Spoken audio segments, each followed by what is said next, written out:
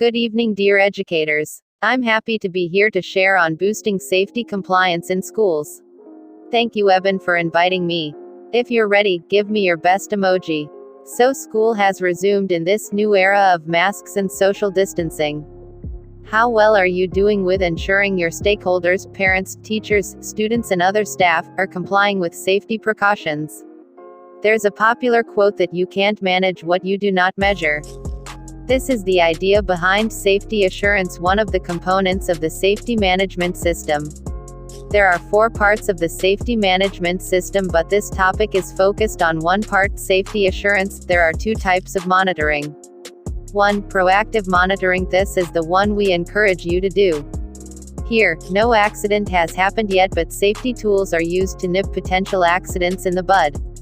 You are checking that control measures are effective, the school environment is safe, staff are compliant, etc. Some tools here are inspections, surveys and audits. For example, periodic inspection of the school premises can expose how often people use their masks, wash hands or maintain social distancing. When you identify that precautions are not taken, a plan of action must be set in motion.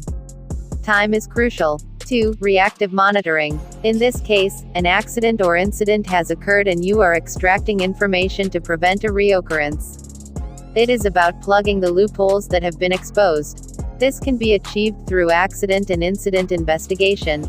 The goal here is not just to find out what has happened, but to also put effective control measures in place to prevent a reoccurrence. Monitoring is important because it helps you identify the negative trends that can cause problems. Monitoring is important because it helps you identify the negative trends that can cause problems. How then can you boost compliance? There are 5 tips I'd be sharing with you. But I must state that the foundation of compliance is adequate initial training and sensitization.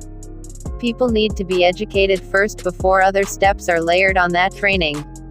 The first tip in boosting compliance is by identifying the problem and preparing a practical solution. Why are they not complying, or what are the barriers to compliance? For example, when it was decided that people had to wear masks before coming into the public space, the government realized that there were 2 major problems.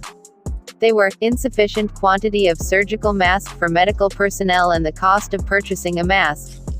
Therefore, the government came up with the campaign of making cloth mask at home if you were not a medical personnel, and the governor wore cloth mask for a period. There were social media posts showing dimensions for sewing a cloth mask. What this did was it encouraged widespread desire for compliance, as people could get masks cheaply and surgical masks were available for medical personnel.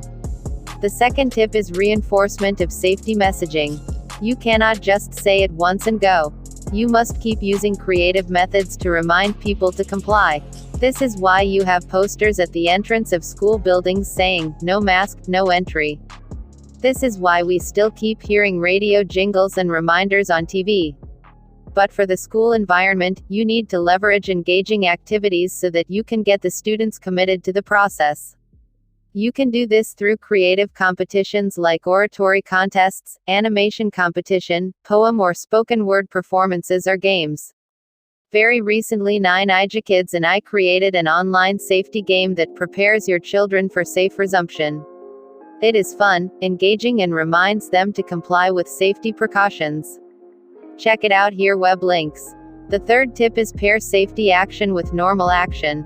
An easy way to boost compliance is by pairing the desired action you want to see with a normal everyday action.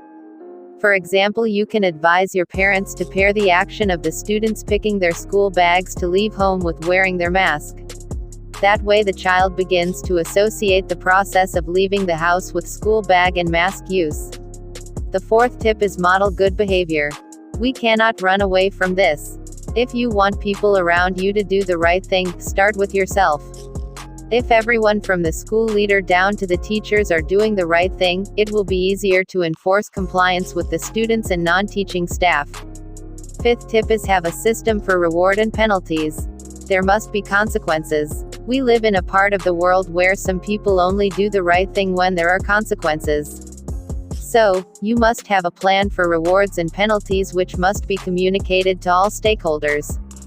Your stakeholders are your parents, students, teaching and non-teaching staff, visitors. Remember, a weak link can mess up your safety system. Therefore, you must not leave room for that. I hope this has been a useful session to you and you can already see how to make changes as a new school week begins tomorrow. Share with me the tip you will implement right away and any questions you might have. Thank you for listening.